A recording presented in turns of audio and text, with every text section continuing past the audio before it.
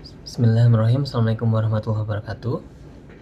Pada video kali ini saya ingin share treatment apa saja yang sudah pernah saya coba atau saya alami ya sejak pertama kali terkena tinnitus. Oke, jadi untuk sebagai informasi, saya terkena tinnitus kurang lebih di awal tahun 2019 ya, di bulan Maret 2019. Ada di video saya yang lain, tapi mungkin saya ceritakan singkat. Intinya setelah mengalami flu yang cukup parah selama 2 hari karena begadang ya, udah minum turun panas tapi nggak turun-turun, terus minum antibiotik dan obat flu ya dari dokter klinik itu ya. Di hari kedua itu muncul bunyi denging ya, bunyinya denging, frekuensi tinggi, denging seperti itu. Nah, harusnya saya langsung datang ke THT ya, karena saya cukup panik saat itu. Namun karena satu dan lain hal, akhirnya saya bisa datang ke dokter THT 1 minggu setelah saya pertama kali mengalami tinnitus. Oke, ketika saya datang ke dokter THT di Jakarta, maka dilakukan pemeriksaan. Pemeriksaan pertama adalah pemeriksaan audiometri. Pemeriksaan berikutnya adalah pemeriksaan kondisi telinga ya, telinga dari luar dilihat sama dokter gitu ya, ada kameranya jadi kita bisa lihat juga. Hasil dari pemeriksaan tersebut kurang lebih di audiometri terdeteksi ada penurunan di frekuensi tinggi pada telinga kiri, sedangkan yang telinga kanan masih normal. Nah, yang tidak bisa saya bandingkan adalah kondisi sebelum terkena tinnitus, karena kita ya selama tidak ada gangguan pasti kita nggak akan, mungkin seberapa besar dari kita tidak akan mengecek ya pendengaran kita seperti apa, normalnya seperti apa gitu. Jadi sebelum terkena seperti apa, setelah terkena seperti apa, kita tidak bisa membandingkan gitu. Jadi saya cuma dapat hasil ketika saya sudah terkena, karena baru periksa THT ya saat terkena itu gitu. Nah, hasil dari saat terkena itu tadi ya, sebelah kiri turun, sebelah kanan normal ya, turunnya di frekuensi tinggi, sebelah kirinya di sekitar 4000 Hz kalau nggak salah, rada turun gitu. Sehingga kalau kita tes, misalnya kita puter pakai aplikasi handphone gitu ya, ada aplikasi handphone untuk ngecek audiometri gitu ya, pendengaran kita, nanti memang di nada tertentu itu, frekuensi tertentu itu, telinga kiri saya lebih tidak mendengar daripada yang kanan, seperti itu. Oke, dilakukan pengecekan audiometri dan pengecekan telinga bagian luar ya, melalui alat dokter, dicek ke telinganya gitu. Hasilnya relatif normal ya, dari sisi audiometri tadi sebenarnya relatif normal, tapi ada penurunan di frekuensi tertentu saja. Terus dari sisi telinga kondisinya normal. Memang kalau nggak salah ada mungkin karena efek flu ya, kalau nggak salah ada sedikit radang atau enggak ya, cairannya mungkin ada cairan atau flu yang masuk juga ke telinga gitu, tidak sebersih kondisi normal gitu, atau kalau nggak flu. Nah, akhirnya dari situ, ini treatment yang dilakukan oleh dokter adalah memberikan steroid oral, metil prednisolon ya kalau nggak salah ya. Ya, intinya steroid oral yang dikonsumsi selama 1 minggu. Dosisnya itu tapering off dari 2 tablet per hari sampai di hari terakhir nanti kalau nggak salah 1 atau setengah tablet saja gitu ya, di hari ke-7. 1 minggu lah durasinya. Nanti dilihat oleh dokter 1 minggu, diminta kembali dilakukan pengecekan audiometri ulang dan pengecekan kondisi telinga ulang lagi. Dan kita, karena kita yang tahu, yang merasakan tinnitus, kita melaporkan kondisi tinnitus kita ke dokternya seperti apa. Untuk case saya, pada tinnitus saya yang pertama ini yang denging, obat tersebut yang saya konsumsi itu steroid oral, sama ada obat lambung ya, obat lambungnya untuk mengurangi gangguan pencernaan, karena steroid oral termasuk obat keras gitu. Jadi obat lambungnya dikonsumsi dulu sebelum minum steroid oral. Lalu vitamin B ya, kalau nggak salah, kalau merek generiknya tuh Lapibal ya, Lapibal kalau nggak salah ya, vitamin B. Lalu ada juga ginkgo biloba. Cuma di minggu awal kalau nggak salah saya hanya mengkonsumsi yang steroid oral dan obat lambung tadi gitu ya. Selain itu saya diminta untuk diet juga, siapa tahu penyebabnya ada terkait makanan ya, diet garam dan gula ya, mengurangi garam dan gula saat itu. Dan saya lakukan sebuah challenge ya, karena kita sebagai normally gitu ya pasti makan gula dan garam dalam jumlah yang sangat biasa gitu ya, sebagai orang biasa gitulah. Nah itu saya lakukan. Setelah 1 minggu saya cek lagi, ternyata hasilnya masih sama dengan seminggu ketika saya sebelumnya datang ke dokter itu gitu, masih sama seperti itu. Lalu saya tanya dokter, apalagi yang bisa kami lakukan, saya lakukan gitu ya. Nah ini treatment berikutnya, kata dokter disarankan untuk kalau mau coba silahkan coba intratympanic injection. Jadi ini sifatnya memasukkan cairan anti radang ya ke telinga kita gitu, melalui suntikan.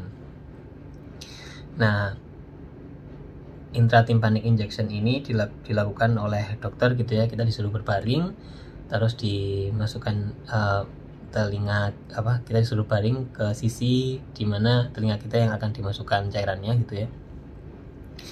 Terus saat berbaring cairan disuntikan, cairan masuk ke telinga tengah ya, ke telinga dalam kalau nggak salah ya, telinga tengah atau telinga dalam, pokoknya intinya masuk dari gendang telinga gitu ya, menembus gendang telinga. Lalu sensasi yang kita rasakan adalah sensasi berputar, kayak kita kalau main game berputar-putar gitu zaman kecil, atau pas outbound gitu main game berputar terus mau menuju ke sasaran atau meletakkan sesuatu, sensasinya seperti itu. Jadi puyeng ya, istilahnya puyeng ya, berputar dunianya gitu. Namun durasinya nggak terlalu lama ya, mungkin beberapa menit saja berputarnya. Setelah itu kalau kita buka mata maka berputarnya akan sangat terasa gitu, sehingga saya memutuskan untuk ya merem aja saat itu gitu. Oke, intratympanic injection ini direkomendasikan dokter dan minta dicek seminggu setelahnya, kontrol lagi gitu. Nah untuk hasil dari intratympanic injection ini pada case saya ya, kebetulan ternyata masih sama, jadi dengingnya masih ada. Secara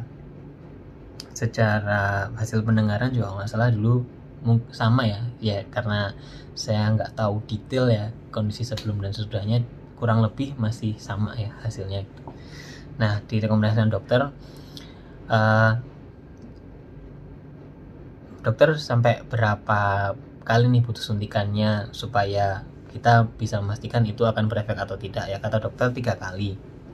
Namun seharusnya kalau 1 kali pun sudah sembuh itu udah cukup gitu. Dan saya di situ melakukan suntik intratympanicnya ya sesuai ikhtiarnya ya. Ikhtiar saya mencoba melakukan yang bisa dilakukan ya. Saya lakukan 3 kali. Jadi minggu pertama, minggu kedua, minggu ketiga sensasinya sama, dan kebetulan pada case saya hasilnya masih sama ya. Jadi bunyi dengingnya masih muncul seperti itu.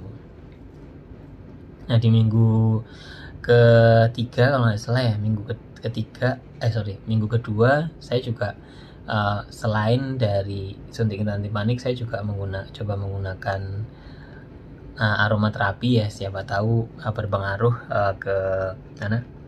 ke telinga atau kondisi secara umum tubuh. Tapi ternyata aromaterapi itu menurut saya bagi saya sendiri kurang berefek saat itu gitu. Oke, intratympanik sudah. Di situ di minggu berikutnya saya juga menambahkan ginkgo biloba gitu ya. Jadi setelah saya lupa ini rekomendasi dokter atau saya yang request ke dokter untuk mencoba ginkgo gitu, tapi intinya sudah saya konsultasikan dan saya mengkonsumsi ginkgo gitu. Targetnya sih selama sebulan ya, karena menurut beberapa literatur bisa membantu peredaran darah gitu. Ginkgo punya sifat mengencerkan darah gitu. Jadi siapa tahu saya ada problem dengan aliran darah gitu ya. Intinya dengan ginkgo diharapkan lebih lancar dan bisa recover. Ginkgo saya konsumsi selama 1 bulan ya. Oke. Di saat jadi seperti saya sampaikan tadi, obat ya, yang pertama obat oral, obat minum, yang kedua intratimpanic injection, sama ginkgo biloba masih belum ngefek di kasus saya, masih mengalami bunyi dengingnya gitu ya. Aromaterapi juga tadi ya, sudah ya aromaterapi. Terus saya nyari-nyari juga ada terapi musik, terapi suara gitu ya, yang diharapkan bisa membuat kita nggak tahu ya efeknya, kata beberapa orang terapi musiknya bisa mengurangi perasaan kita terhadap tinnitusnya gitu, bisa berkurang, atau bahkan di beberapa case orang yang mendengarkannya katanya bisa sembuh gitu. Nah untuk case saya sudah coba. Pertama sensasinya membantu sih saat tidur, tapi secara umum kita coba sekitar mungkin seminggu lebih gitu ya. Namun ya masih sama sih sensasinya, tinnitusnya saat itu masih sama. Saya masih merasa terganggu dan masih ada perasaan panik atau cemas gitu ya ketika mendengarkan suara tinnitusnya gitu, setelah nggak pakai si suaranya tadi. Obat, intratimpanik, ginkgo, terapi suara. Nah terapi suaranya ini tapi mandiri ya, jadi ada grup di Facebook itu kita coba-coba mandiri, yaitu tidak berhasil. Nah ada satu lagi jenis terapi suara yang tidak saya lakukan gitu, karena judulnya sih sebenarnya terapinya ini bagian dari terapi kognitif ya, istilahnya apa, CBT, Cognitive Behavioral Therapy gitu. Jadi ada juga kita diperdengarkan dengan suara-suara frekuensi tertentu yang membuat kita menjadi nggak panik, nggak cemas terhadap suaranya, tapi itu dibantu oleh dokter gitu ya. Nah itu tidak saya lakukan karena ya saat itu belum kepikiran lah, saya pengen nyoba sendiri dulu seperti itu. Namun suara yang tadi saya bilang biasa, yang saya coba sendiri tadi ternyata belum efek.